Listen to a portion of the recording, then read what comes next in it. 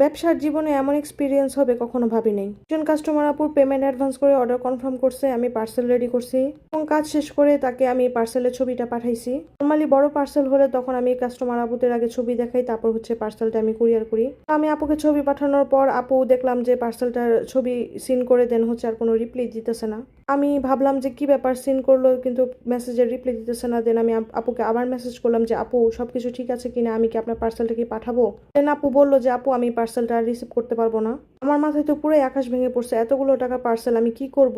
Bridal set থেকে শুরু করে নন ব্রাইডাল সেট সবগুলোই ছিল কাস্টমাইজ অর্ডার।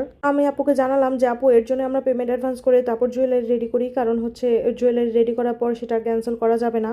এতগুলো সেট কাস্টমাইজ অর্ডার এগুলো আর কেই বা নিবে। দেন সে আপুটা বললো যে আপু আসলে আমার মনটা খারাপ, আমি এই পার্সেলটা নিতে পারবো না, আমার বিয়েটা ভেঙে গেছে এবং আপনাকে আর টাকাটা ফেরত দিতে হবে না, আপনি পার্সেলটা রেখে দেন বা ফেলে দেন, সেটা আমার দেখার বিষয় না।